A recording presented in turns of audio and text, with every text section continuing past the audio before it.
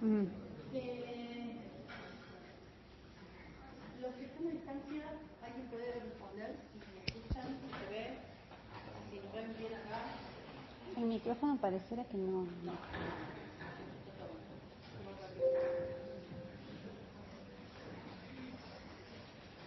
Hola.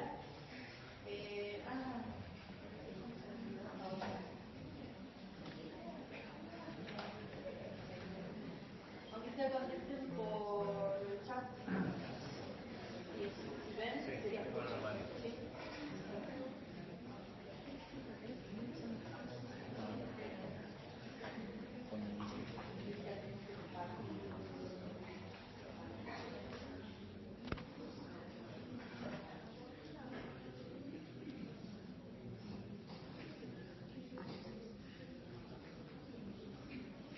Ahí estamos. Sí. Si alguien tiene preguntas desde lo virtual, desde la Meet, directamente hable, porque no tenemos visión de la pantalla de Meet, entonces directamente habilite su micrófono y haga preguntas. Ustedes también. Bueno, disculpen hoy las demoras y estamos organizando varias otras cosas. Hoy lunes dijimos que íbamos a arrancar con la unidad 2. Vamos a hacer una especie de salto y arrancar o tratar de hoy ver el sistema de control. ¿Sí? Los órganos de control, el sistema de control, la auditoría, el civil, control, auditoría y demás. Pero antes les prometí que íbamos a hacer una sola. Acá tenemos un grafiquito bastante didáctico, como para mirar dónde está ubicado el sistema de control dentro de todos los sistemas que conforman el sistema completo de administración financiera gubernamental, tal como lo describe qué soporte legal del que hablamos ayer. La Ley de Administración Financiera Gubernamental 24.156. Esta ley define en cada uno de sus capítulos uno de estos sistemas, donde define facultades, procedimientos, criterios, obligaciones que tiene cada uno de los sistemas para consigo mismo, lo que tiene que hacer respecto a su propia área de injerencia, la información que tiene que reportar a otros de esos sistemas,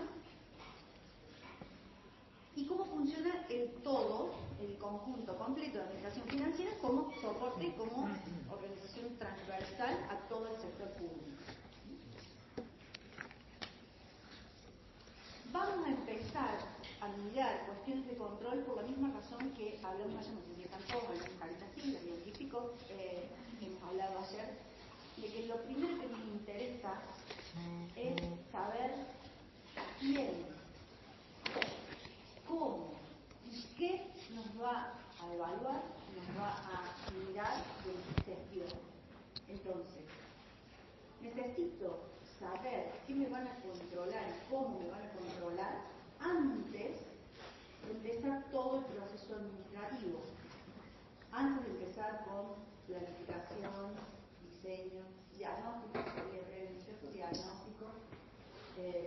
planificación, programación, presupuestación. Antes de decir qué voy a hacer, antes de hacer promesas, debería saber a quién le estoy prometiendo qué cosa y qué y cómo va a mirar eso que me va a evaluar al final del ciclo. ¿Estamos de acuerdo en eso? Que es importante saber primero qué me van a evaluar, qué me van a controlar. Entonces,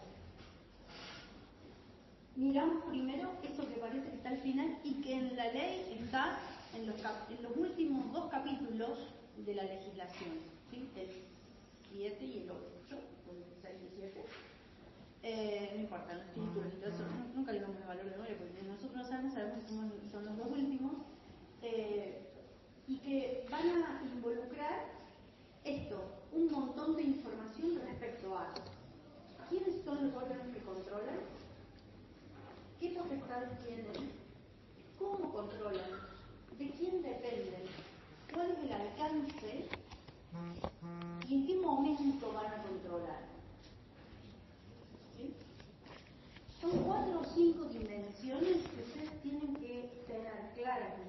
cabezas para después analizar organismos de control y cómo funcionan. Entonces, no es lo mismo que, a ver, para poner un ejemplo así, bien terrenal, no es lo mismo que yo les pregunte a ustedes, hoy y ahora, qué es el Estado, a que se nos pregunte cuando terminamos de cursar la materia, ¿verdad? Es distinto.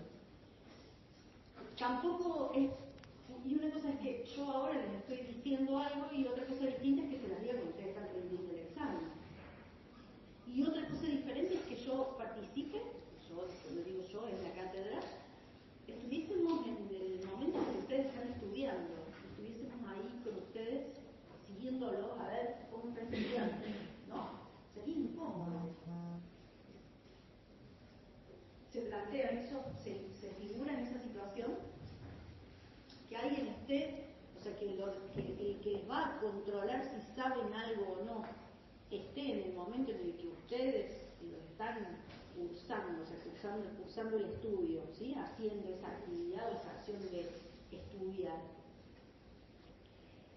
Bueno, todo eso tiene por detrás un desarrollo conceptual, un marco conceptual, como ustedes están acostumbrados a llamarlo de contabilidad, que sitúa y organiza los modelos de control de una forma determinada, buscando eficacia. Así como nosotros vamos buscando todo el tiempo mejores formas de enseñar, mejores formas de evaluar, mejores formas de mejorar el proceso de educación y el rendimiento y los resultados, de ustedes ser mejores profesionales, ¿no? Que eso sería el resultado del proceso educativo, que no deja de ser un bien y servicio público, ¿no?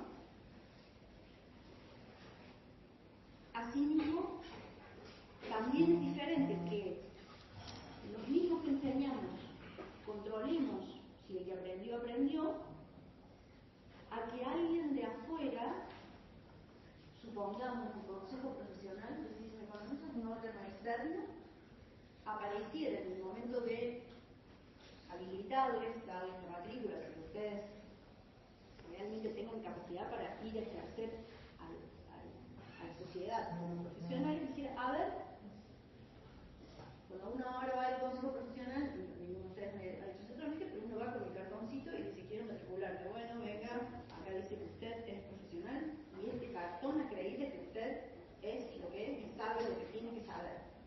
Pumba, matrícula profesional y ustedes salen al mundo a asesorar gente y a hacer impuestos.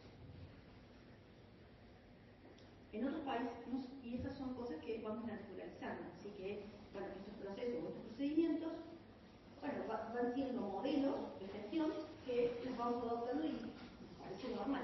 Pero otros países lo que hacen es, después de un egresado que está en la calle, no se asusten, que no va a pasar eso acá, pero bueno, porque a veces cuando yo cuento esto, me parece que alguien le va a venir a tomar de nuevo otro examen. Pero en otros países hay exámenes que toman organismos externos para habilitar efectivamente y para corroborar que lo que ustedes saben y lo que dice el papelito que le da la universidad es realmente así. O sea, hay otro órgano externo que evalúa y controla el resultado y la calidad del producto. Bueno, no les voy a explicar a ustedes que van a ser contadores y que van a ser auditores externos. ¿Sí? De alguna manera, cuando ustedes certifican un balance de una empresa, le están diciendo desde afuera de la empresa que lo que dice la empresa es tal como lo dice, pero son auditores independientes externos y demás. Entonces, es otro problema que tenemos, que tampoco todavía han tenido auditoría, ¿verdad? No. Bien. Es muy difícil la vida, sí. Entonces, bueno, pero cuando ustedes van a salir de acá contadores y auditores externos. Entonces, van a certificar, van a acreditar, previo a haber controlado, ¿qué van a hacer ustedes? Van a mirar a ver si eso que dicen los estados contables son reúnen los requisitos que tienen documentación, que tienen un procedimiento, etc. Pero esa empresa tuvo primero un contador que elaboró, participó de los procedimientos, ¿sí? Revisó la factura, gestionó los impuestos. Entonces hay una organización interna y otra externa. De nuevo, algo, no avanzamos con la Firmina porque quiero que primero entiendan esto, entiendan las 3 o 4 dimensiones clave que ustedes tienen que saber o entender de control. Después les presentamos todo lo que está escrito, que ustedes lo leen, lo entienden perfectamente, pero lo que quiero que entiendan, porque después de leer mucho uno se pierde. Entonces lo que hay que saber son esas dimensiones.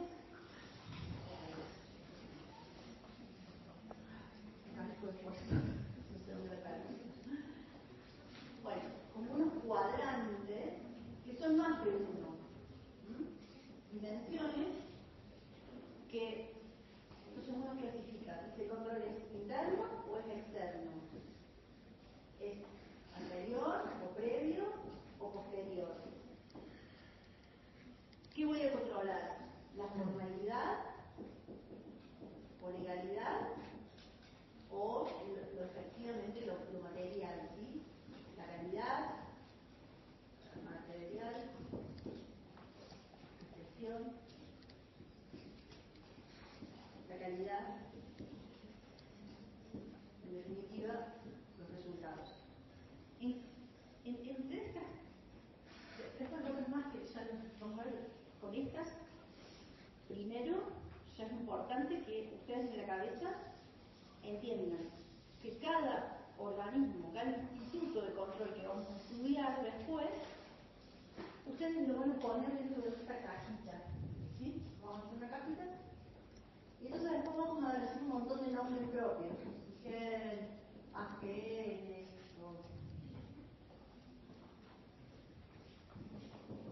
después vamos a poner nombre y apellido a esto.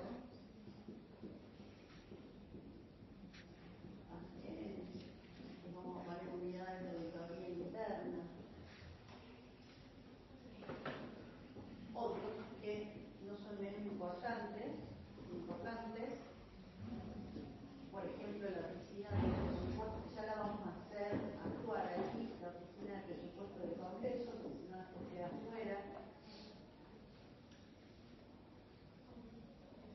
Después, hay otras categorías que también las vamos a aprender a distinguir. Una cosa es control, otra cosa es auditoría, otra cosa es seguimiento, otra cosa es monitoreo. Y de todo eso vamos haciendo combinaciones.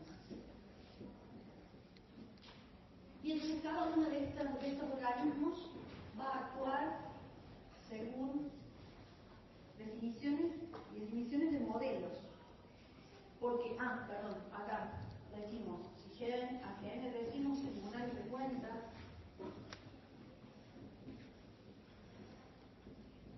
¿les suena algunos? ¿Alguien trabaja en el sector público? ¿Alguna de estas cosas que alguna vez les sintió nombrar? Ni en los medios, ni en ninguna parte, ¿no? La SIGEN y la AGN, yo sé. La SIGEN es la Sindicatura General de la Nación y la otra es la Auditoría General de la Nación. Bien. ¿Y qué más sabemos? ¿Alguien más escuchó de esto? La SIGEN está a cargo del Poder Ejecutivo. La AGN, creo que gente externa al oficialismo, en este caso, me parece elegida por el Congreso, si no me equivoco, no, por ahí, bueno, más o menos por ahí. Sí, bien. Ahí vamos entonces, después vamos rellenando, y después está todo ordenadito. Después en el libro de bibliografía, en los materiales, está todo ordenadito. Pero vamos a empezar con esta información que dice, ¿cómo es tu nombre? Lucas. La SIGEN. Dice como 3 cositas. Depende del Poder Ejecutivo Nacional. La AGN la vinculó con el Poder Legislativo. Entonces ahí ya tenemos una primera caracterización de eso, que cuando hablamos de interno o externo va a estar definido por esa cercanía o no con el controlado.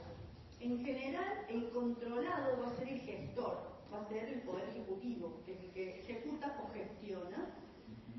Y entonces lo interno o lo externo va a depender de si pertenece a mi poder o pertenece al otro poder. Y el carácter de ese control y de esa relación tiene que ser muy clara.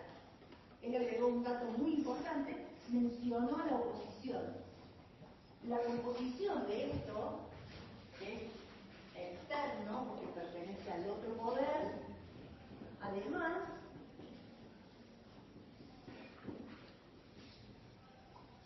tiene dos conceptos de externalidad, básicamente que dependen del poder legislativo. Pero la otra situación es que debería tener algún tipo de oposición externa, compuesto por alguien que quiera demostrar que el otro hace las cosas mal. Porque si no, somos todos haciendo eso. ¿Sí? En general, quien fiscaliza, como un inspector de AFIP, trabaja para AFIP o para Arca Buenora, y va a tratar de demostrar que a quien está inspeccionando le debe algo a AFIP. ¿Sí? Entonces, en este caso, el contrapoder o el otro poder va a monitorear y tiene que saber, el poder ejecutivo tiene que saber que el otro va a estar de algún modo intentando demostrar que el poder ejecutivo no ha hecho las cosas conforme lo prometió. Y ese lo prometió es la planificación más atrás, ¿sí? Volvemos, promesa, planificación, políticas públicas, plan, políticas, presupuesto. Esto está escrito, está documentado. Las políticas públicas, además de estar escritas en una legislación, en una ley, que dice a partir de ahora van a suceder determinadas cosas, todo eso queda además puesto en términos financieros y escrito en un documento que a su vez es otra ley, que es la ley de presupuesto. ¿Sí? El presupuesto, básicamente, además de ser un instrumento de gestión y de administración y demás, normativamente es una ley. Entonces, este control interno o externo va a estar haciendo, como dijimos, dos tipos de controles. Uno formal y legal, de ver si esto que se está haciendo responde al plan material, al plan propuesto de política, y si responde financiera y normativamente a lo que dice esta ley de presupuesto. ¿Sí? Y esto, recuerden siempre, es necesario. ¿Por qué? Porque el Estado siempre, en todo lugar, concepto y carácter, es un representante, no sé lo que tiene muchas definiciones, ¿sí? Es un organismo, una organización que trabaja para, lo podemos definir como si fuese una organización sin fines de lucro, si quieren, pero tiene una capacidad particular de actuar en nombre de terceros. Y como está actuando en nombre de terceros, hay una relación de agencia entre el Estado y los ciudadanos. ¿Sí? Es como mi agente que me representa a él, es mi abogado, ¿sí? Está representando a una persona. El Estado nos está representando todo el tiempo, está actuando en nuestro nombre. Cuesta pensar en eso, pero cuando hace cualquiera de sus acciones y de sus actividades, está hablando del conjunto de la sociedad en un sentido colectivo.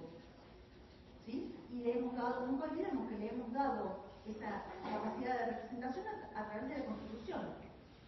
¿Sí? Aun cuando no nos guste y aun cuando el Estado nos devuelve de alguna forma, esa delegación de poder nos la devuelve con una coacción para hacer algo como pagar impuestos.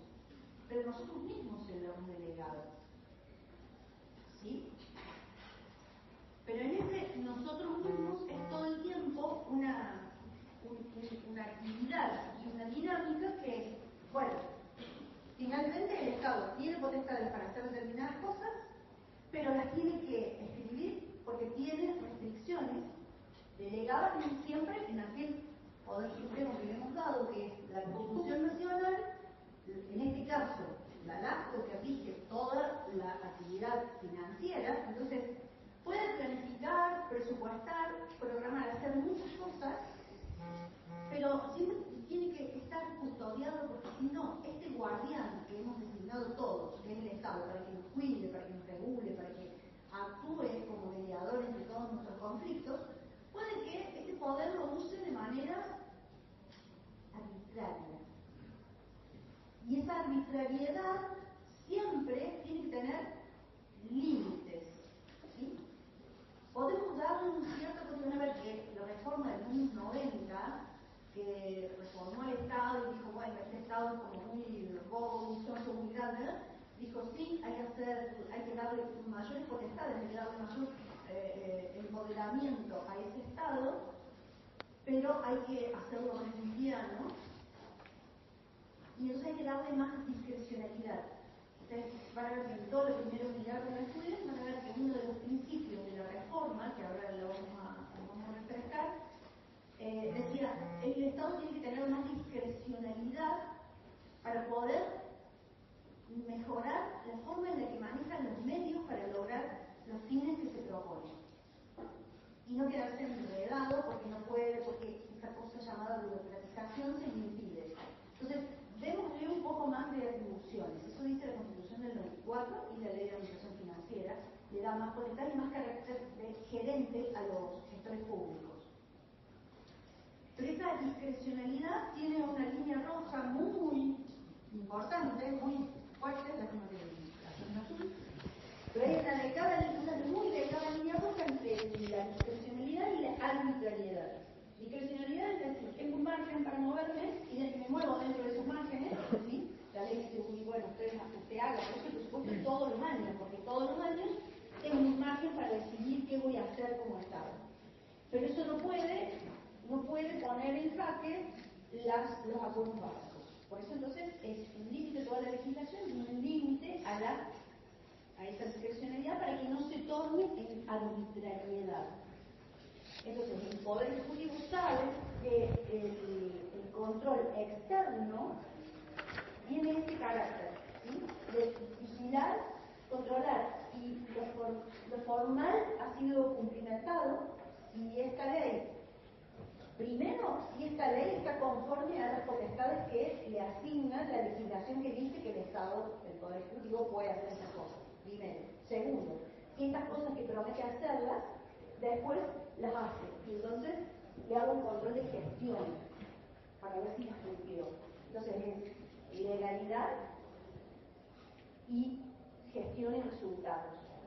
Esas dos cosas son las que van a encontrar definidas con un término muy importante en todo esto teórico, que después yo les recito aquello, entonces le digo el control es integral, integrado y no sé qué. Bueno, esa palabrita que resume todo esto que estamos diciendo es cuando uno de los principios de la reforma dice que el control va a ser integral, y ya vamos a ver qué significa integrado. Que parecen iguales, pero tienen connotaciones diferentes. Pero integral es eso, es que este diseño, tal como está planteado en la ley de 156 y en la Constitución, porque el control externo de esa AGN que Lucas bien definió, no está solo en la ley de 156, sino que parte de un rango constitucional del artículo 85 que crea esta Auditoría General de la Nación. Está en la Constitución.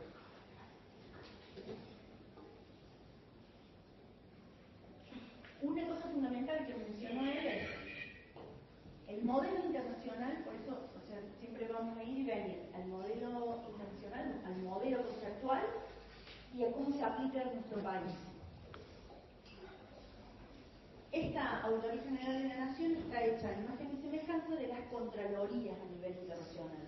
Las contralorías que son agencias en las cuales el auditor general, o sea, la GAO ha definido esto como que una persona, un auditor general de la nación, controla, tiene a su cargo la responsabilidad de controlar todo lo que hace el Poder Ejecutivo. Y ese auditor general pertenece, está designado, además del Poder Ejecutivo, por la oposición. Es uno y está designado por la oposición. Entonces, está garantizado que ese auditor general no trabaja para el mismo Poder Ejecutivo ni para el mismo partido oficial.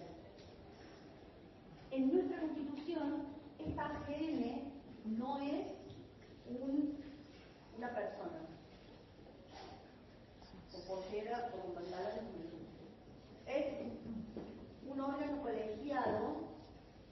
integrado por 7 miembros, designados por el Poder Legislativo. Son todos contadores, o debieran serlo, a veces cumplen, no siempre, pero en principio debieran ser técnicos, es un órgano técnico, que ustedes podrían llegar a integrar cualquiera de estos organismos, la Autoridad de la Nación o la SIGEN. Por lo tanto, estudien esta materia con cariño, porque nunca se sabe los destinos. Estos 7 auditores, ¿qué dicen? Cumple una parte de ese modelo conceptual internacional y el presidente está designado por la oposición. Bien, hasta ahí, fantástico, golazo. Después, ¿qué pasa? Dice, los otros 6,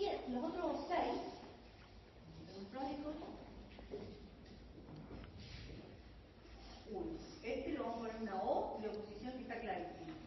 Después, dice, los otros 6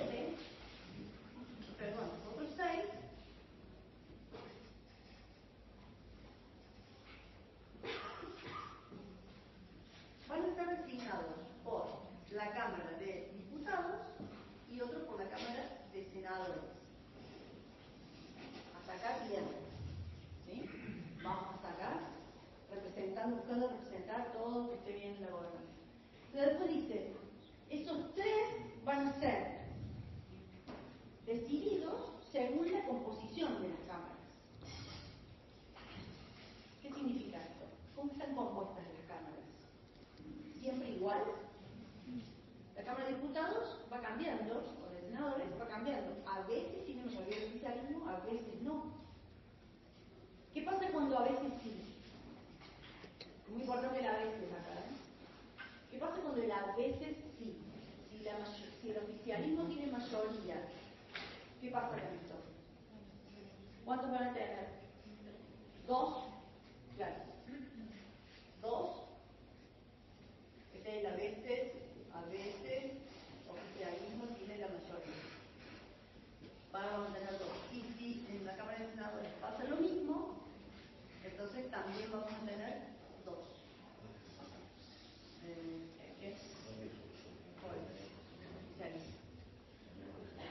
Oficialismo. Estos 2 por el oficialismo. 2 por el oficialismo.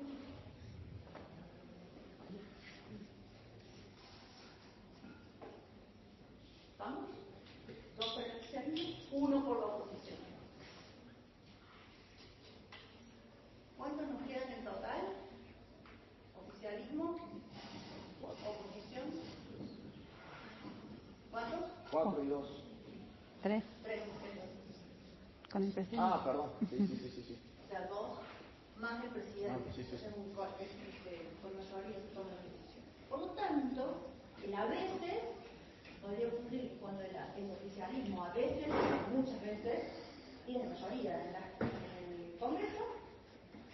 Este órgano que se supone todo eso que dijimos, ¿no? Que tiene que ser, tiene que buscar realmente, buscarle el pelo al huevo, a ese oficialismo que está gestionando, pasa que queda en minoría. La oposición queda en minoría. O sea, los representantes designados por la oposición, ¿sí? Siempre distingamos porque la Auditoría General de la Nación, esto, por favor, distinguir que es un órgano técnico autárquico, tiene todas sus estructuras, es independiente, es autónomo, y trabaja después para el Congreso. Eso identifiquen bien lo que dicen los artículos de la ley, en el texto igual está bien hecho, bien escrito, pero después trabaja para la Comisión Parlamentaria Mixta Revisora de Cuentas. No se enreden con eso porque esa comisión tiene a su vez 6 representantes, 3 senadores y 3 diputados. No se confundan con eso, no importa. Eso no importa, que son las comisiones. La comisión de presupuesto, la comisión de tal cosa, el grupo de senadores o de diputados que saben un poco más de ese tema, se aboca y hace el experto. No, eso es la auditoría. El órgano técnico. El órgano técnico tiene representantes, designa técnicos, o sea, contadores públicos o abogados especializados en él, las cosas, pero designados por las cámaras, por los partidos, más que por las cámaras y por los partidos. Entonces, hay una frasecita, esto, miren, estamos yendo al fondo de la materia, o sea, a pesar que esto es unidad 2, vamos al fondo de la unidad 2, pero vamos al último capítulo, a lo que a veces estábamos al final de la materia, al último artículo de la Ley 2456.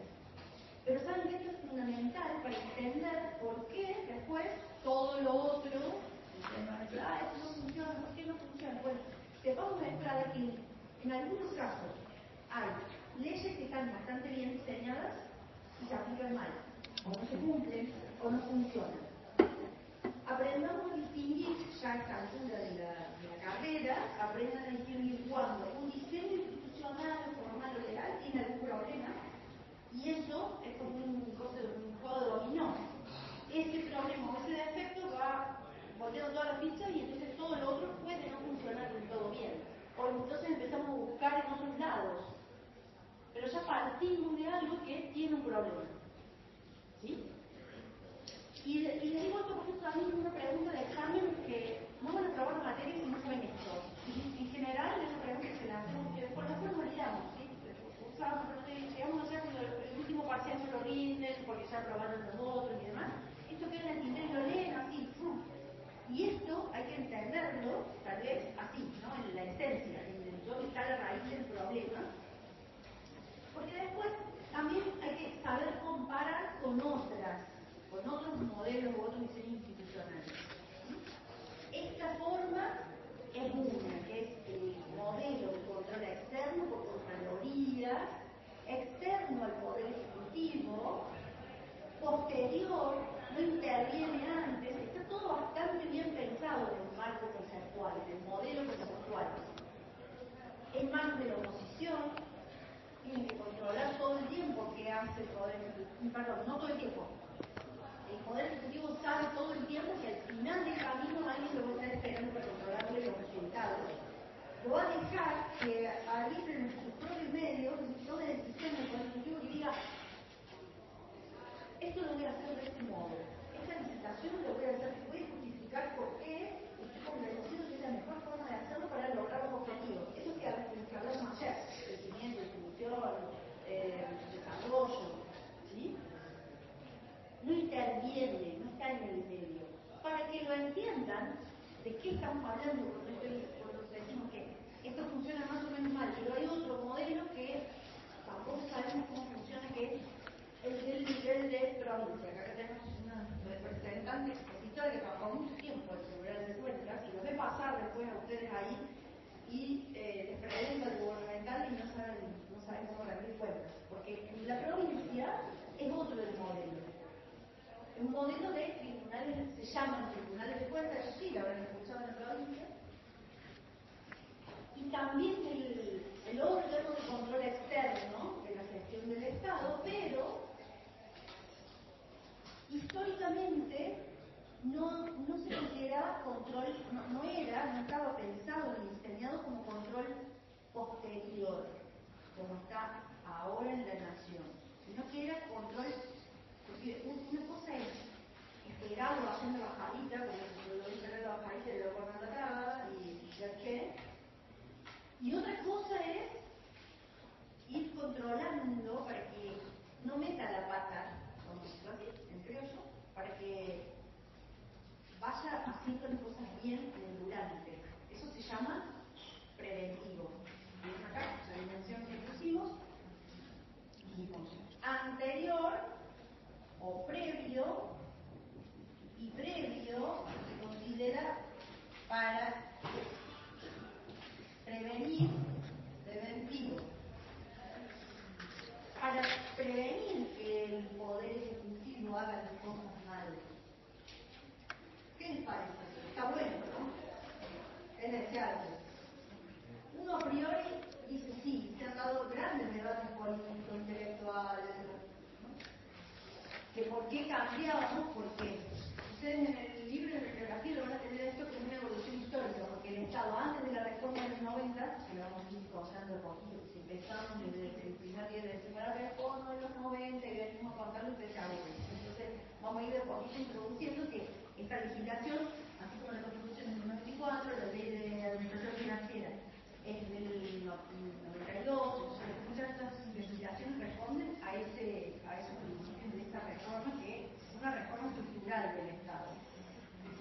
Y entonces, previo a esta reforma, la ley de contabilidad histórica o anterior tenía en su formación, en su estructura de administración financiera pública, el modelo tribunal de cuentas. Cuando eso se cambió, ahí incluso el liceo diciendo, ¿cómo no? ¿Y cómo vamos a prevenir? ¿Qué? ¿Qué pensamos? Algo que sí está todos los días, ustedes no leen todavía, pero está todos los días en los titulares o en el TikTok o en lo que sea. La corrupción, el fraude, el mucho, el poco, el quién, el cómo, ¿sí? Entonces lo que se intenta es prevenir eso, desvíos de fondos, malversación de fondos, desvío, corrupción, etcétera, etcétera, ¿sí? Va a ser como un eje que lo vamos a ir viendo a lo largo del material. Profe, disculpe, yo quedé ahí pensando, ¿cuál es la pregunta de examen que nos hacen a fin de año de todo esto? De esto, casi todo lo que estoy diciendo ahora, porque todo el resto después de contexto, que lo vamos a leer rápidamente, que ustedes lo van a leer igual que yo se puede leer en el PowerPoint, es de contexto. O sea, lo que yo llegué a escribir más o menos, ¿cuál es la raíz del problema este de que usted dice que ese a veces puede ser el problema de que cuando la oposición tiene mayores la posibilidad de... Mira, yo te lo voy a plantear de otra manera. Es probable que en un examen preguntemos, en este modelo de control que tenemos actualmente, ¿está garantizada la oposición de intereses? ¿Cuál es la respuesta a eso ustedes con lo que acabo de explicar? No. Y lo que sigue es que les voy a contar por qué. Y me tienen que explicar cómo está conformado. Si en la letra de la ley está claro eso, está claro de que, o sea, porque, qué sé yo, en Estados Unidos, en Inglaterra, dice claramente, la Auditoría General Nacional está comandada por la oposición, punto. Y aparte, acá hicimos una cosa ahí negociada, ¿no? Como para quedar bien con no sé quién, y entonces termina siendo híbrido, porque no está garantizada. De esa forma, no está garantizada. Ese artículo 85 es como el artículo de la coparticipación federal que ustedes ya ven en finanzas, eso que por ahí muchos lo hacen y con la votación de ahora 30 años de que no está dictada una ley de coparticipación porque en la Constitución del 94 no, decía así, eso lo han estudiado, ¿se lo acuerdan? No, bueno, solo pueden estudiar en el capítulo 20, 19, 18 con la nuevo lo van a reflejar, pero supuestamente lo han estudiado al final. A veces no.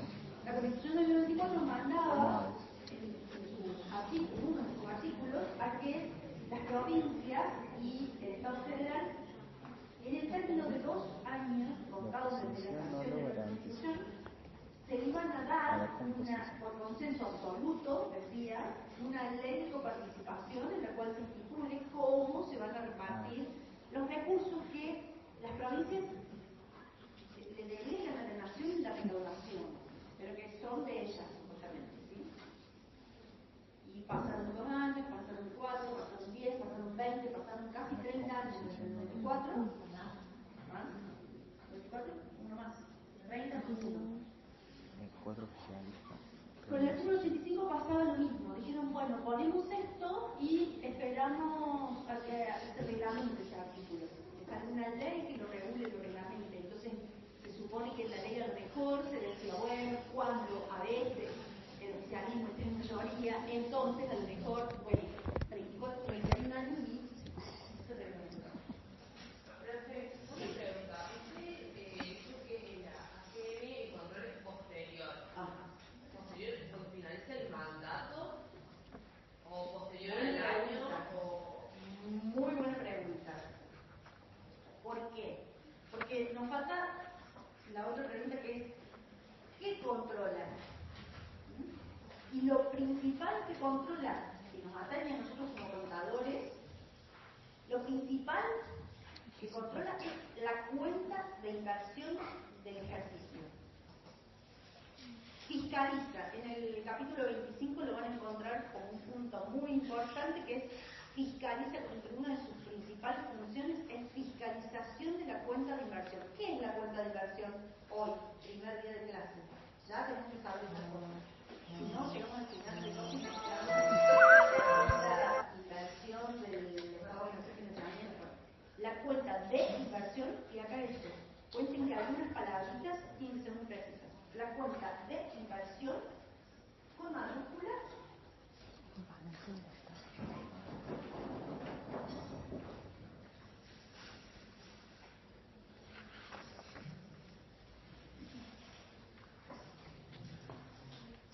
¿a alguien se le ocurre alguna aproximación?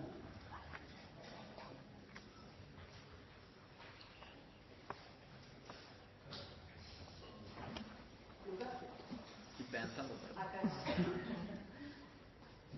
La cuenta de inversión es tan simple como el balance general del Estado.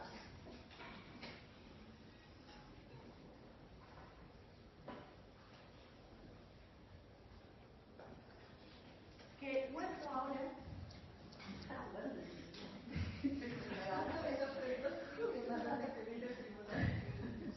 Va a salir de ahí.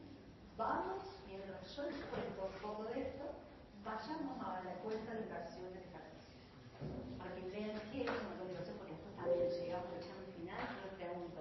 Bueno, entraron a una cuenta de inversión, pero yo no sé si ustedes saben en sus celulares.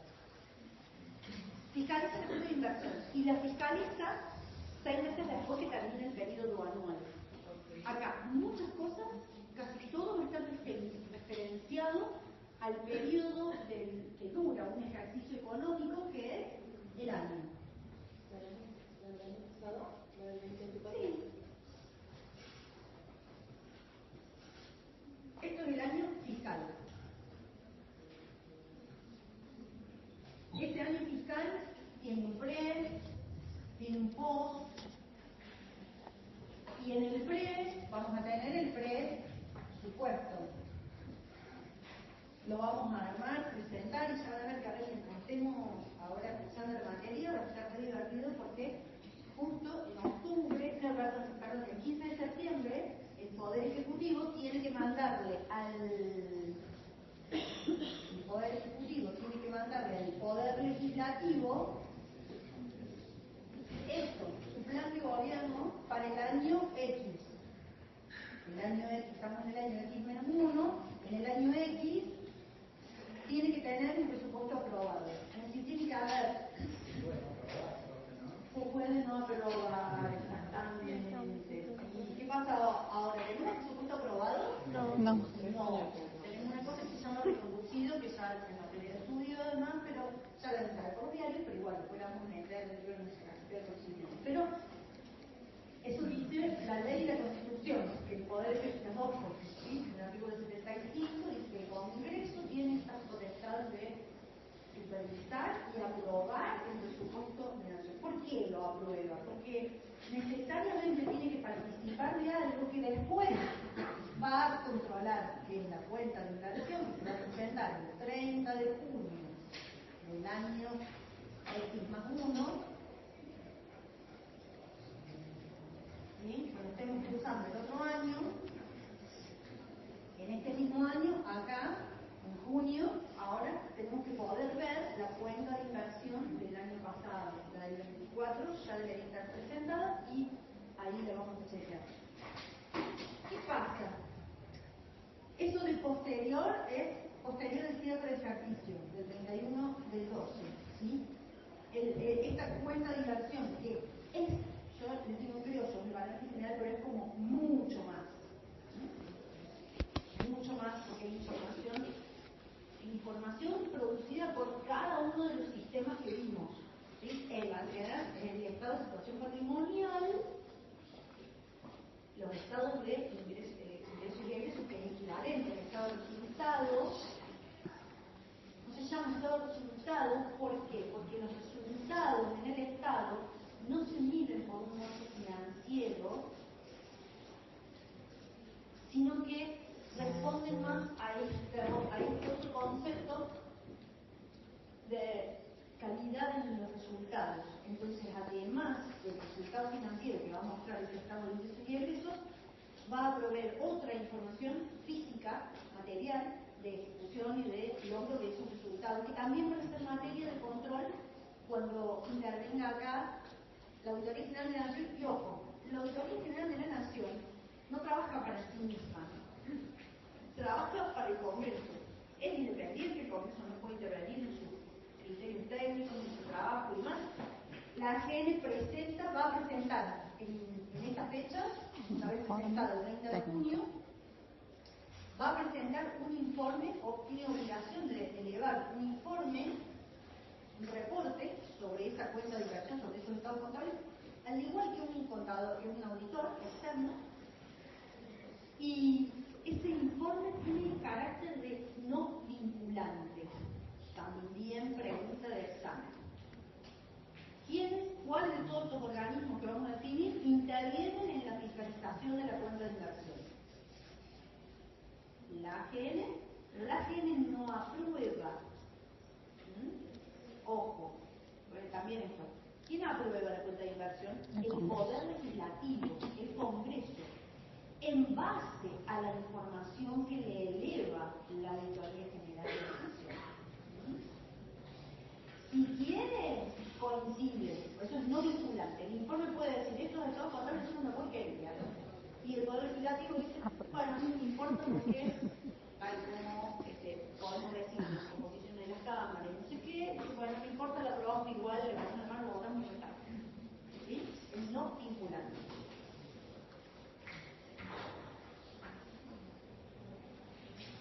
Pero la AGN, en respuesta a...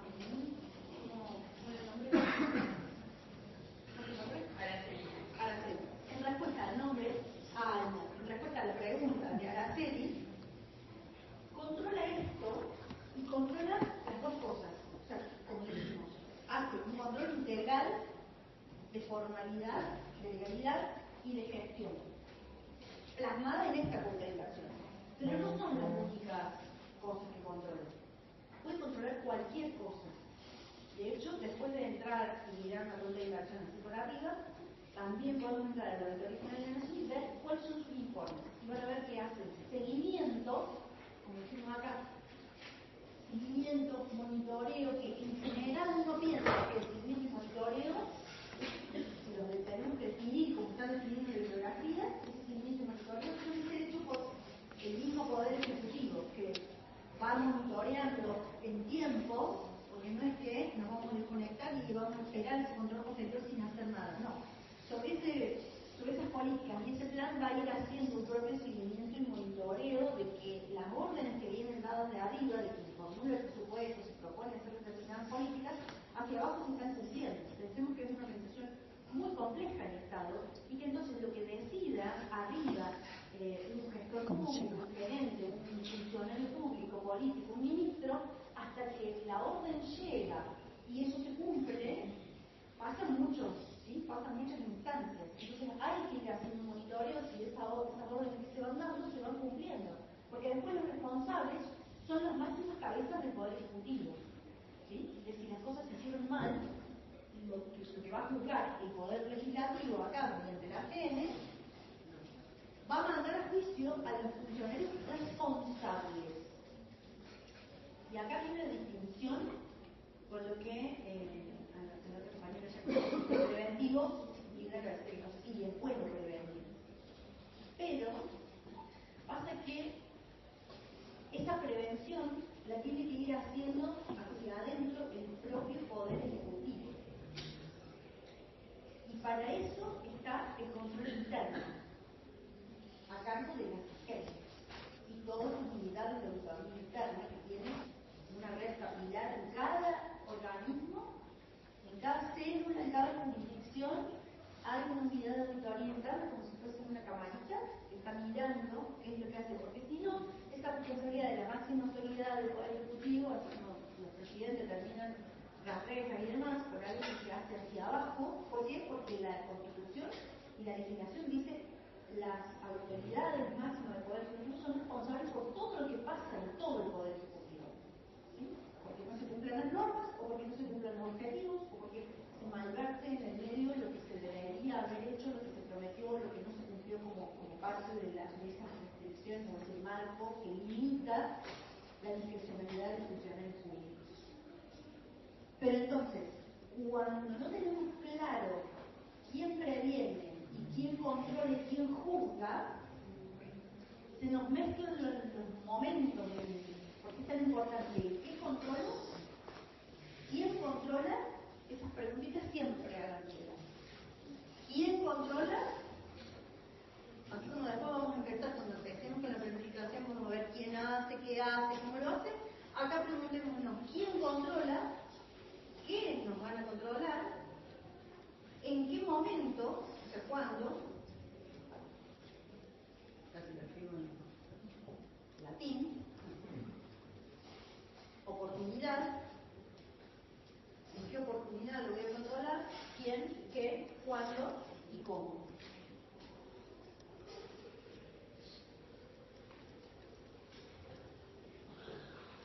Entonces, ¿el quién?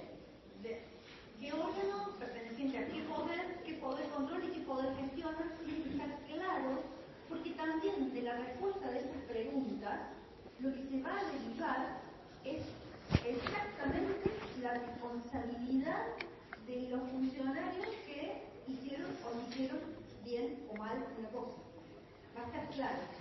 ¿Por qué? Porque si yo me considero externo, pero participo de la gestión en cada esto, supongamos que yo me siento estudiar al lado de ustedes, con cara, y les digo esto es así, así, así, ustedes van después me repiten a mí misma lo mismo. ¿Con qué cara yo le digo, no, está mal? Pero si usted me lo dijo, pero que no, ¿no? Usted me dijo que sí, que estaba bien. Entonces, cuando el control externo está involucrado en la gestión, después es difícil identificar los responsables. ¿Por qué? Porque hay una cogestión y una corresponsabilidad. Si esta auditoría estuviese participando, tal como ocurre con el Tribunal de Cuentas, que lo hace concomitantemente o preventivamente, el Poder Ejecutivo dice, voy a hacer tal cosa, a ver, espere que le pido permiso al Tribunal de Cuentas. Si era en la Nación, antes de nombrar. El Tribunal de Cuentas dice, sí, está bien. Listo, pasa el siguiente. Voy a hacer un llamado a licitación por un monto de tal cosa. ¿Está bien? Sí, está bien. Voy a comprar tal cosa. Sí, está bien. Siga adelante. Esto es para hacer tal cosa. Listo, sí, siga. Está bien, está bien, está bien, está bien, está bien. Llega al final y dice, pero no, esto todo está mal. Y pero si usted me dijo el paso A, B, C, D, que estaba todo bien, ¿cómo ahora me va a venir a decir? Si usted me dijo que entonces hay una dificultad para identificar si el responsable es el que propuso o el que autorizó, el que hizo. Entonces, prestenle atención a esto con ese juicio crítico, porque además es mucho más fácil de entender si entienden estos nudos complicados después de estudian. Mira, cuando lean después, si entienden esto, cuando lean, van a ver, esta frase implica que tal cosa, esta otra implica que tal otra. Simplemente van a meter en la caja de lo que tienen como idea, van a poner el fundamento legal, o lo que dice el libro que se nos va a replicar. ¿Entramos a la cuenta de inversión? Sí. Vamos a la cuenta de inversión. Vamos a hacer como una pausa para que un charlo de control y después volvemos. Esta es una cuenta de inversión. Tenemos un balance general, ¿ven? Un estado de recursos y gastos, pero después hay un montón de otras cosas. Vamos al balance general. Vamos a un estado de situación patrimonial.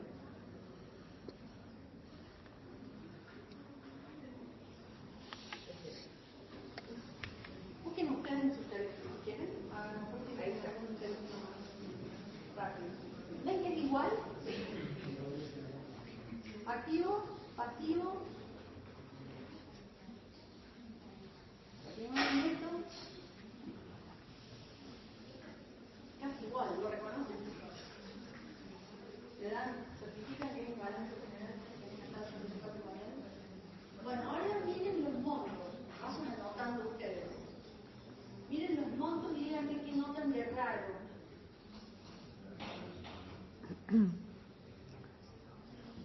Anoten.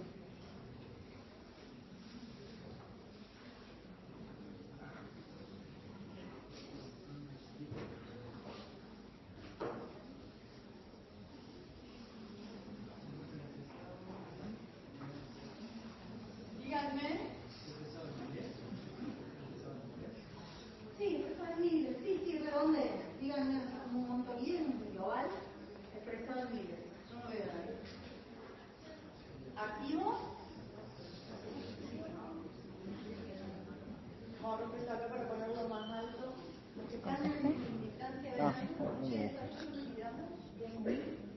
Lo tengo acá. ¿En dónde?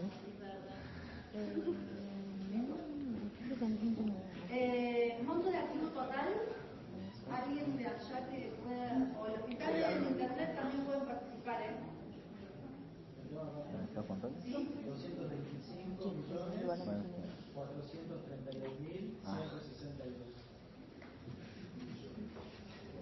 225.432.162. Activo del Estado. Pasivo.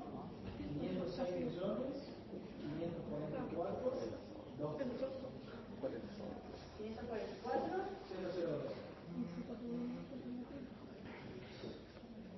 ¿Patrimonio de estos?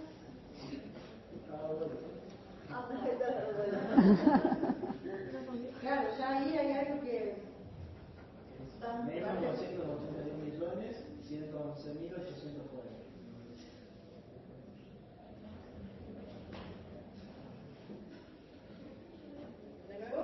281.111.840.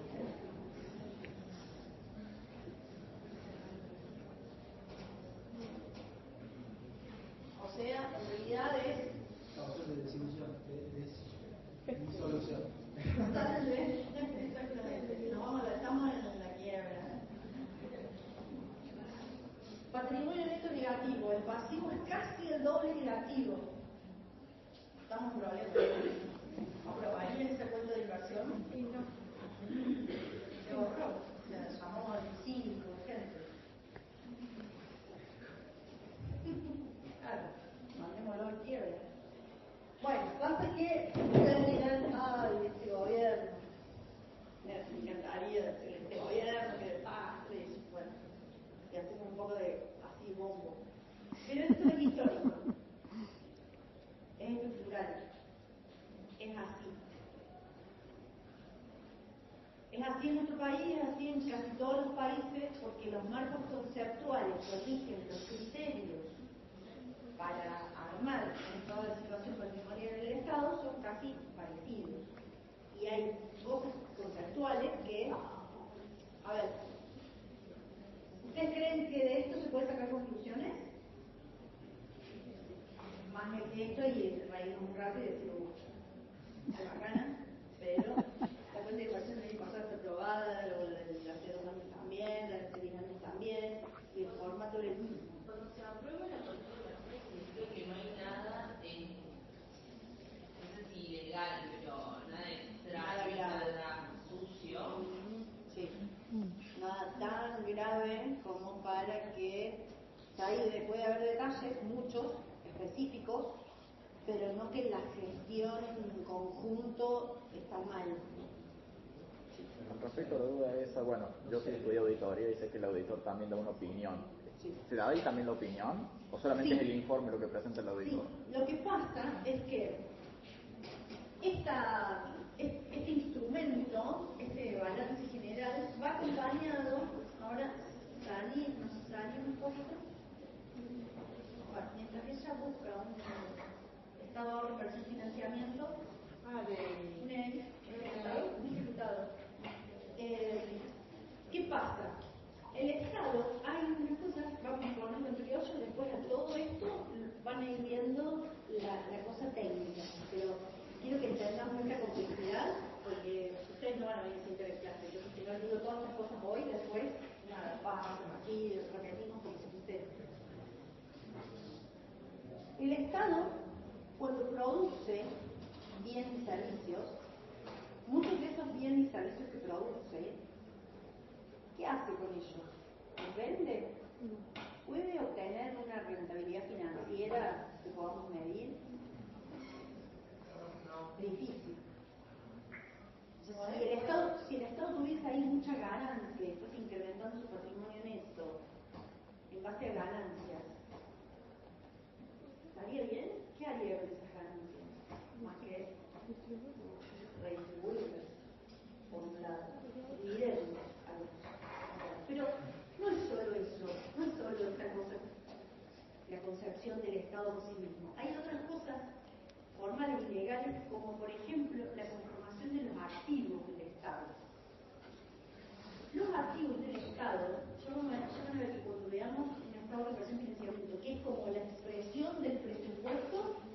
tuvieran que hacer un ingreso igual a gastos, ¿no? Y después tenemos un tipo de ingresos que son los de impuestos, otro tipo de ingresos que son los por ventas de patrimonio, de activos, por ejemplo, u otros que son por endeudamiento. Y tenemos también distintos tipos de gastos: gastos corrientes, gastos de capital y gastos para pagar deuda pública.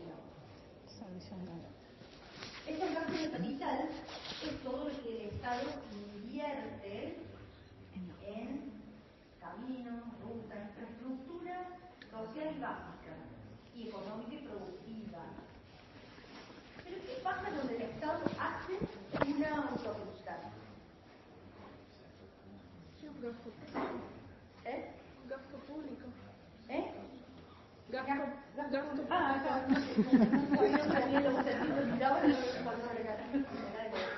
Es gasto público, todo esto es gasto público. Nada más que un gasto es pago de sueldos, que entonces en el estado de resultados es gasto, ¿sí? Es resultado negativo. Pero en otros casos es inversión en bienes de capital que me deberían engrosar el activo. Esto, la inversión en capital, se supone que es igual a un activo no corriente. Y esos activos no corrientes en cualquier empresa pasarían a formar parte del engrosar esto, que acá lo tenemos flojito de papel, ¿no? Pero ¿qué pasa? Sucede que muchos de esos bienes de capital que son activos, que es esta inversión, si yo hago mejor una ruta, hago una red de agua, llevo luz, llevo servicios, todo lo que sea infraestructura que mejora la performance productiva de la economía de una región, un país, una nación, provincia, municipio, lo que sea, es una inversión de capital que mejora la calidad o la sustentabilidad o el desarrollo de una región económica, social, productiva. Pero esa ruta, ¿la puedo poner, aunque sea inversión, la puedo poner en el activo no corriente? ¿Por qué? ¿No? ¿Por qué? Bien, que no. ¿Por qué? Porque no se puede vender. Que la ruta no la puedo vender. Ni a la ruta, ni a una calle, ni una plaza, ni un monumento, ni un museo, ni un lago, ni el río, que son todos, algunos de esos también forman parte del activo del Estado, ¿sí? Son los bienes que el Estado tiene bajo su órbita y bajo su cuidado y su responsabilidad. Su cuidado lo tiene que dragar, si es un río navegable, si es el Paraná, lo tiene que dragar, lo tiene que poner condiciones, tiene más elevaciones para conservarlo como activo productivo, pero no lo puede vender bajo ningún punto de vista. O sea, primero porque lo hace para el uso y goce de los ciudadanos, porque está en su naturaleza. Segundo porque el Código Civil y la Constitución lo prohíben, dice los bienes públicos de dominio público, que lo vamos a ver en el capítulo 15, u otro de los sistemas. Esos bienes van a estar definidos como inalienables, imprescriptibles e inembargables por el Código Civil. Por lo tanto, el Estado no los puede poner en su activo porque no los puede vender, ¿sí? La ley Sarbanes-Oxley les prohibiría poner en un activo algo que no se puede transformar en otro activo, que es a lo que responde el concepto de activo, que ustedes conocen, ¿verdad? Que han estudiado las resoluciones técnicas, las normas internacionales de información financiera, ¿cierto? No se puede poner un activo que no es un activo. Entonces, no puede estar en el activo. Tiene que dar de baja. Pero para hacer esos caminos, rutas, puentes, todo lo que se les ocurra, oleoductos, gasoductos, ¿bien? En general está acertado, y vamos a ver en el artículo 56 de la propia ley de administración financiera, que dice, estaría bueno, y esto todas las corrientes de pensamiento económico de derecha, de izquierda, de ortodoxo, todos aceptan que el endeudamiento está bien que el Estado lo tome, siempre y cuando sea para inversión pública. Lo que le dice de la vía libre, dice, usted puede endeudarse, pero para invertir, invierta. Entonces toma crédito, toma deuda para esos bienes, y está todo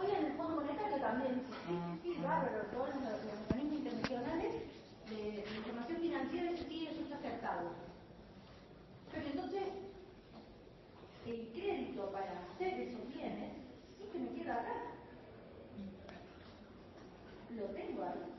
A esa no me puedo hacer el burro de que, así como le tengo que dar de baja estos bienes y cosas. No lo pago, dice. No existen. Los bienes no responden. Este activo es el pasivo y estos pasivos tampoco responden al criterio pasivo. No, sí, lo tienes que pagar. Entonces sí que lo tengo que poner en el pasivo. Y esta es la información fundamental a mirar en un estado de situación patrimonial del Estado, porque me muestra acá, en esta variable, me muestra el stock de deuda completo.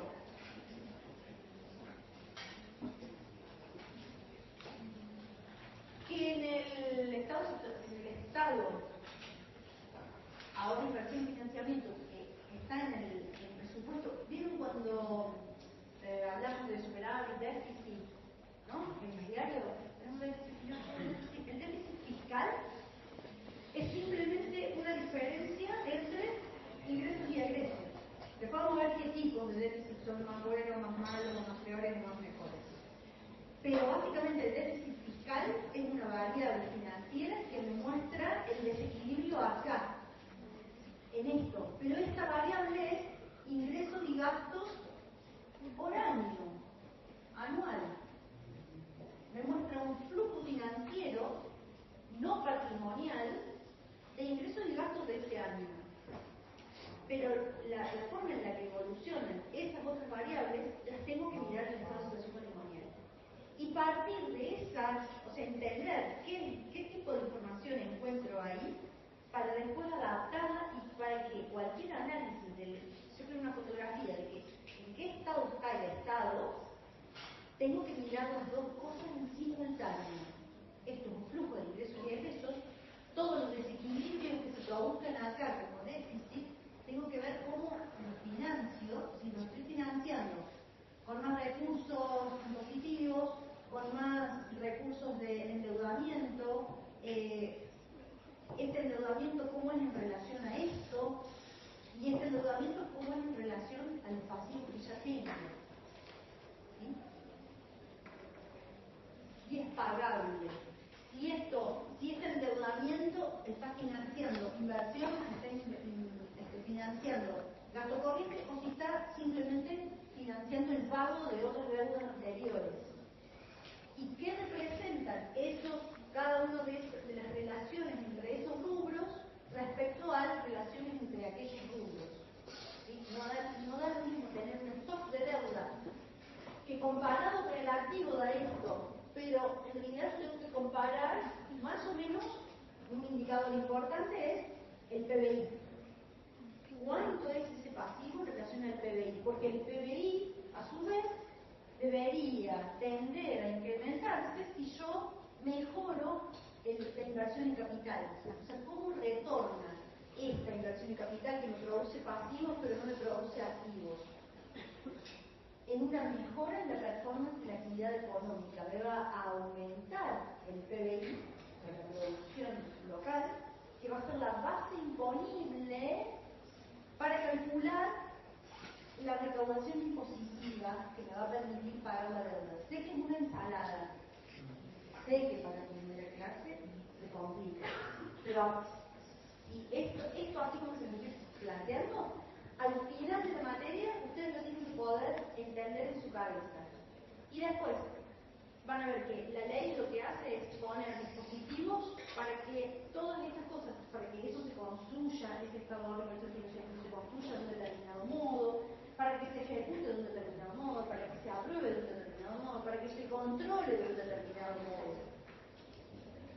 ¿Sí? ¿Por qué?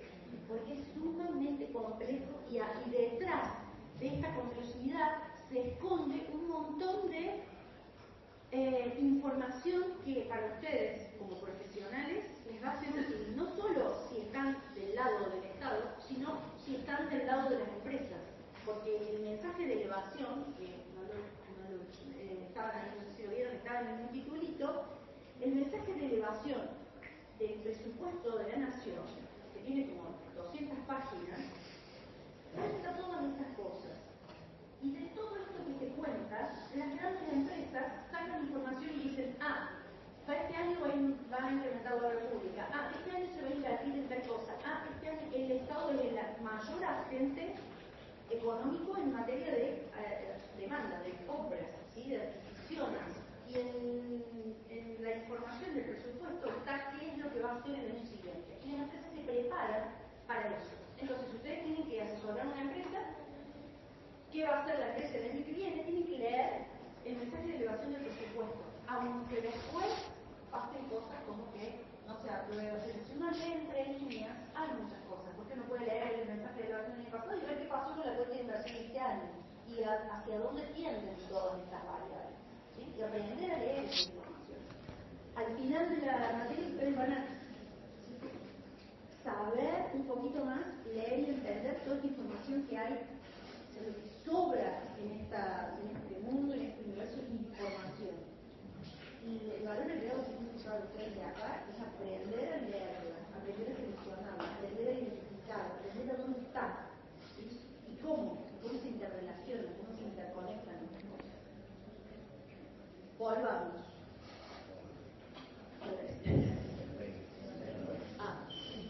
Volvamos a cerramos control, porque el martes van a tener práctico de control.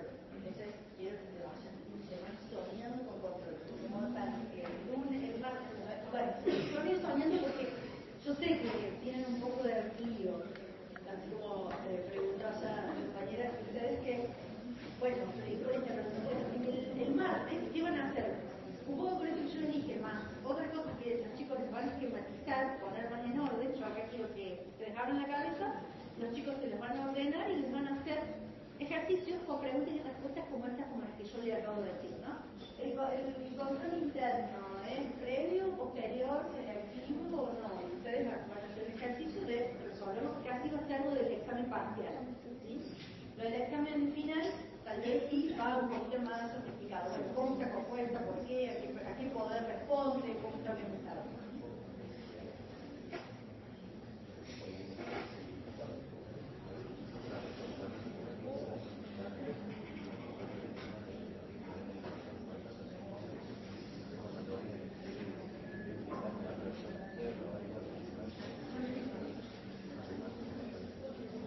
Sí, te dije, ¿no? Que el examen era no vinculante.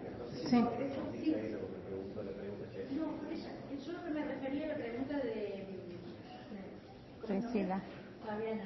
Fabiana preguntó cómo era la pregunta. Preguntó qué era lo posterior, ¿verdad? No, ella lo último que preguntó es qué pasa, digamos, si siempre que se aprueba está todo bien, o qué pasa si hay algún problema en el camino. O sea, un poco la respuesta que era lo que había dicho Leila, que podemos repetir es, aún con un informe adverso, un dictamen adverso a la Auditoría General de la Nación, si en el Congreso tiene mayoría el Ejecutivo, digamos, es muy posible que la aprueben la cuenta de declaración, porque el Congreso es una evaluación política de la cuenta de declaración, no una evaluación técnica, es política. Entonces determina aprobando la gestión. De hecho, el mejor ejemplo de esto es cuando cierra la gestión en 2015, el presidente o expresidente Fernández de Kirchner, se apuran por aprobar todas las cuentas de inversión que tenían para atrás, incluyendo la de los periodos que no había tenido mayoría en el Congreso, para dejar esas cuentas cerradas. Y uno podría pensar, si se aprobaron todas las cuentas de inversión, las aprueba el Congreso, ¿cómo puede ser que después tengas 4 o 3 semanas semejante causa y el dictamen que se exactamente? No, porque el Congreso finalmente es una aprobación política. Y esto también es pregunta de esa. ¿El dictamen es vinculante, como dijo Leila? ¿Es vinculante? No. Lamentablemente no. Es obligatorio, pero no vinculante. Exactamente. Okay.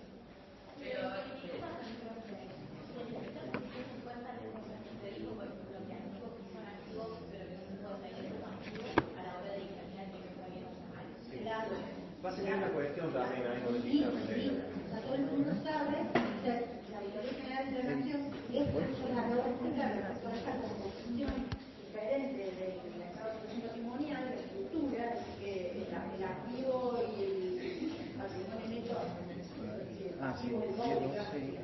Sí, la Auditoría General de la Nación a eso lo conoce, lo sabe perfectamente, ¿no? Entonces, lo que hace es evaluar la tendencia. Podría usarse como cuando al momento de acusar alguna mala gestión, no, la Auditoría General de la Nación en su momento dio un dictamen favorable.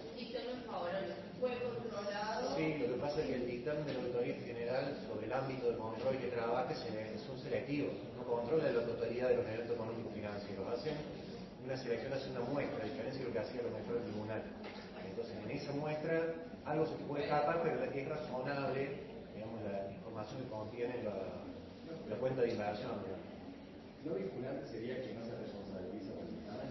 No, quien recibe el informe no tiene obligación de seguir el mismo que o sea, si la Auditoría General dice estos estados contables no están para aprobar, el Congreso puede decidir otra cosa diferente. O sea, aconseja, este órgano técnico aconseja que quien decide aprobar o no aprobar es el Congreso en pleno. Comisión Parlamentaria Mixta Revisora de Cuentas mediante, ¿sí? Esta comisión del Congreso de la Auditoría le pasa el informe a la comisión especializada, esa comisión especializada a su vez eleva al Congreso en pleno este informe con su opinión y más, como todo el trabajo parlamentario. Y entonces el Congreso dice, bueno, visto el informe de la Auditoría General de la Nación, el reporte de la Comisión Parlamentaria Mixta Revisora de Cuentas, se vota. ¿Se aprueba o no se aprueba? Y puede aprobarlo.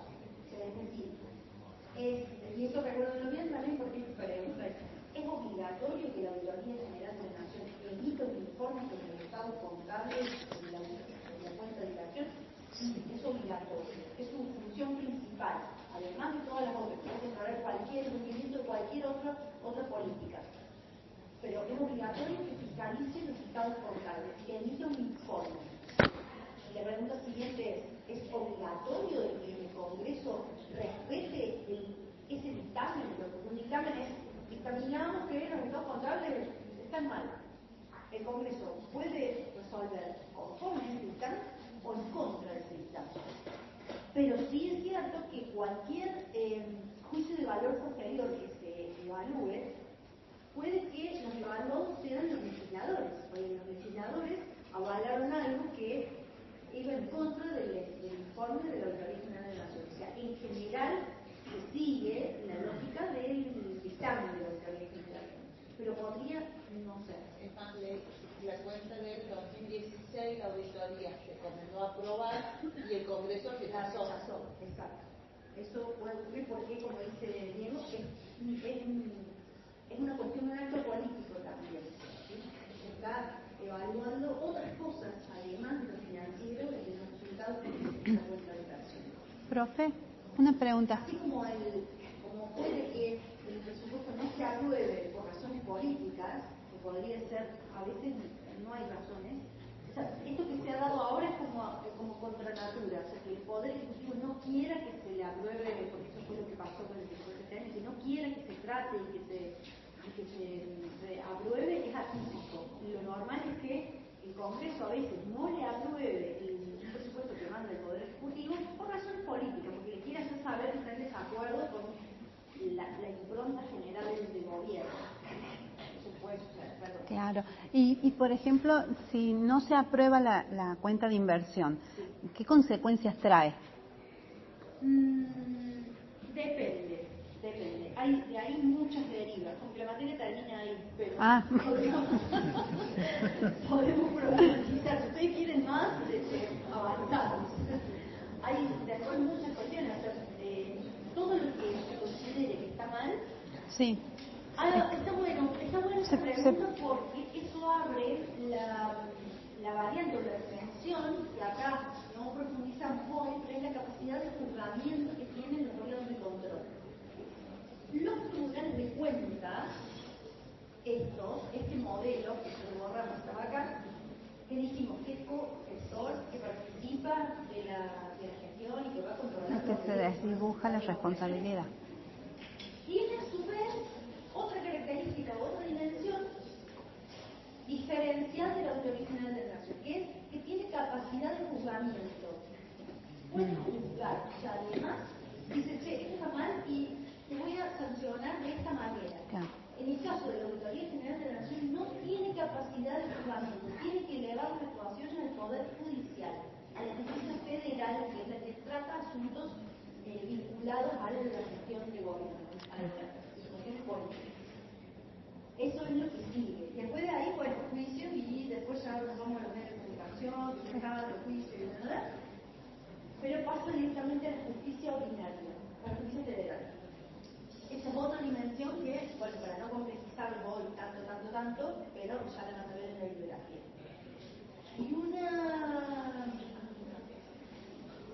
cosa más, como para cerrar cosas importantes. Vieron que dijimos, hablamos de la composición, ¿verdad? Que tiene que estar compuesta, el ideal es que esté compuesta por personas, individuos representantes de la oposición, ¿sí? Bien. Cuando se reformó la Constitución en la provincia de Córdoba, se reformó una parte, un aspecto fundamental de los tribunales de cuentas, que era que antes lo designaba el Poder Ejecutivo. Siempre duro. Lo designaba el Poder Ejecutivo, con lo cual perdían esta cuestión de independencia o de dependencia de otro poder. Pero después teóricamente se autonomizaba, generaba una autonomía, se suponía que podía controlar sus propios medios. La provincia no se quiso modificar y cambiar al modelo de Contraloría, y lo que se hizo fue decir, bueno, los tribunales de cuentas van a ser electivos. Los van a elegir los ciudadanos en las elecciones generales. O sea, les va a tocar, ahora que presten atención, que cuando van a votar, votan. Gobernadores, legisladores, miembros del Tribunal de Cuentas. Y entonces, esta vez, por primera vez, no sé si a raíz de que yo en la clase siempre hablo de la oposición de intereses, que sería muy raro encontrar razones ahí, pero en estas elecciones últimas sucedió que la gente cortó boletas y el resultado es que el Tribunal de Cuentas quedó compuesto por mayoría de oposición. O sea, mayoritariamente compuesta, se ganó la oposición en las votaciones del Tribunal de Cuentas. Con lo cual, también, acá no está garantizado la oposición de intereses tampoco en la provincia, porque la ley no dice, tiene que ser oposición. Dice, electivo, puede y no puede, el a veces o puede que no. Va a depender del electorado. Y este año ocurrió que sí, este año no venía un poco. Resulta que sí, que quedaron en mayoría la oposición en el tribunal. ¿De 3 o de 5? No, de 3. 2 de 3. Entonces quedó la oposición en mayoría. Qué bueno, digamos, ¿no? Se vienen con esta no, qué mal. ¿Qué problema tendríamos acá en este caso? Porque con una bomba, hablemos de la proposición. ¿Qué pasa acá en el Tribunal de Cuentas? La forma en la que está diseñado, dijimos que es control preventivo y que va participando de la... Exacto. Se convirtió en esa metáfora que acá el compañero bien lo dice, pasa en la rueda. Si va a ser cogestor la oposición, no me va a dejar gestionar, no me va a dejar hacer nada, porque todo el tiempo me va a estar, a ver, no, vengo por esto, no.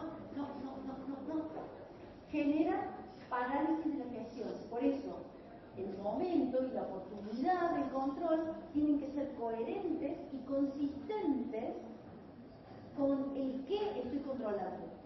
Previo o posterior, interno o externo. ¿Estoy controlando el resultado o estoy controlando prevenir? Prevenir, ¿quién lo hace? Mejor que lo haga el control interno, ¿no? Y que lo haga previo o concomitante o selectivo o como sea, pero que sea acompañe la gestión, sea para mejorar, sea constructivo ese control. Y el otro, si quiere que sea destructivo, ¿no? Sería que esa oposición de intereses esté defendiendo a los ciudadanos.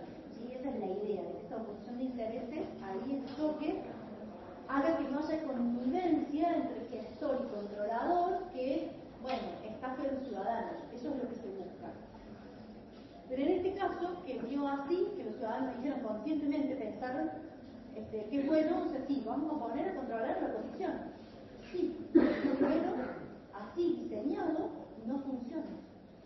Entonces, el Tribunal de Cuentas debería, de alguna manera, por más que se llame, no importa cómo se llame, da la casualidad que ese modelo tribunalicio, que se ha identificado así en la literatura y en el marco conceptual, el modelo tribunalicio, que responde al tribunal, es eso. tiene capacidad de juzgamiento, no depende del poder legislativo, es control preventivo y la interrogante es, ¿deberían estar conformados por la oposición?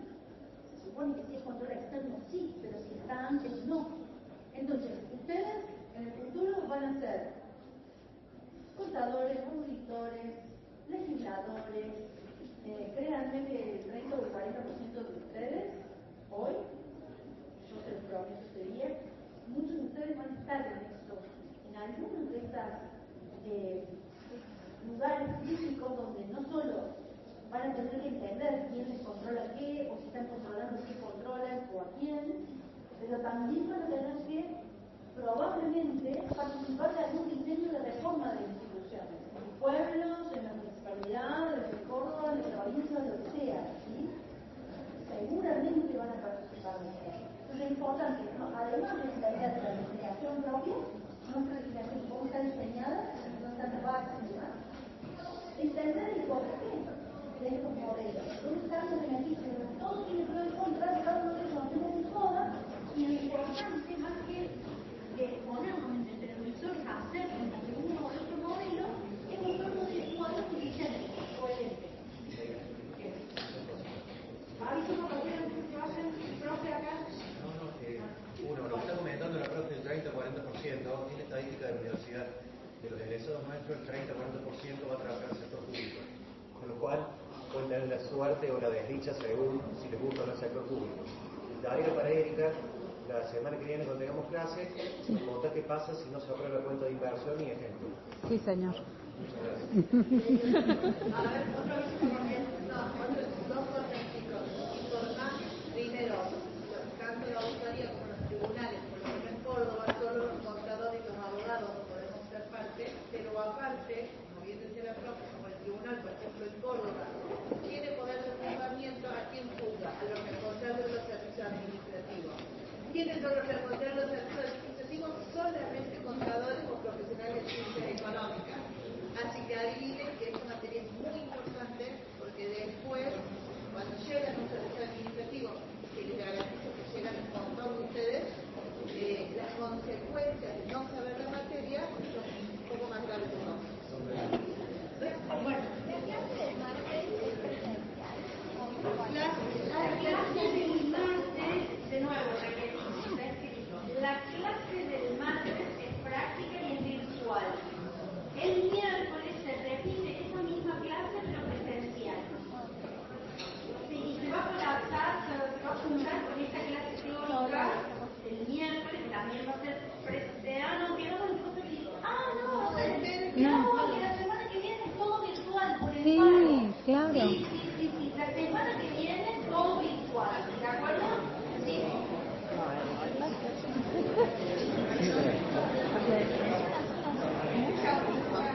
Yo quería venir a la clase, el universo conspira y